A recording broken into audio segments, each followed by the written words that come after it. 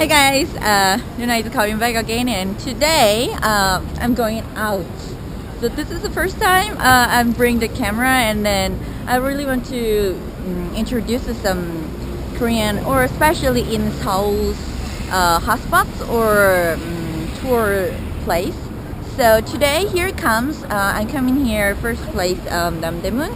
So this is Namdaemun. I just try to show you very quickly.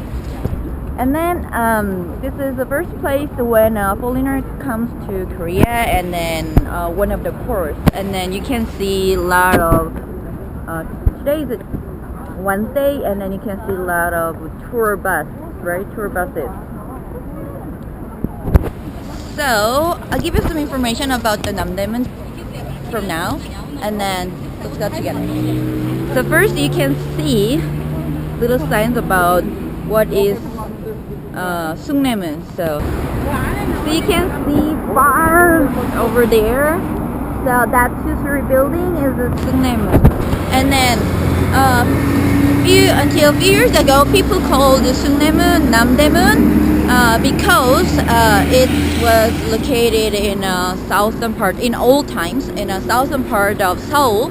And then there was 4 doors in 4 directions. But actually, people call it Namdaemun. It was some influence of the Japanese colony period. So that's why people try to find out its real name, and then it is Sungnyemun. And Sungnyemun means Sungne means respect, manner, and then door, Mun is door. So it was the first entrance of Seoul capital Seoul in Joseon Dynasty. So that's why it was built before 600 years ago. And then anybody who visits Seoul from southern part of the Korean Peninsula, they should pass this door, and then they can enter the capital. Without they enter that little tunnel, nobody came into Seoul, I heard.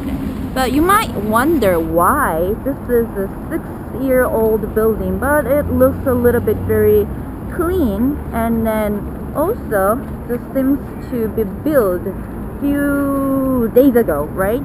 The stones are very clean, so that's why I'm going to tell you what happened in here. 5 years ago, one crazy guy came to this Korean national #1 treasure one night, and then he tried to fire it under some stories. And then there was no reason. He's not a terrorist, just that he had some issues in family and also financial and economic problems. So that's why he wasn't unsatisfied. He was unsatisfied with his life. So that's why he tried to do something. So that's why he tried to fire this building, and then just use a little lighter, and then with some burning materials. And then after that, just for 3 hours, this old building, Korean national #1 treasure, it was all burned down. So people were very shocked, and then me too later. I was very shocked at the time, and then they tried to put the fire out, but it wasn't. So most of this building was burned down. So that's why after that, Seoul City and Cultural Heritage Administration, they tried to restoration.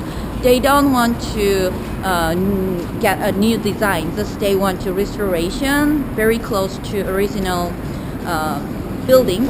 So that's why first they try to select some materials which can they use again. So here comes some burning down. You can see there's some burning down stones, right? So they try to reuse most of the building materials, and after that, Korean people try to donate some building materials. So in some parts, they try to find the best pine ooze, and then they send it to use rebuild the stories and roofs, and then also the masters all over the countries. They came to, some people volunteers, or Seoul City and the administration, they hire the best masters all around the world, and it takes 5 years to restore this building, and then just a few months ago it was reopened. So people were very happy to see reopening this Korean number one national treasure.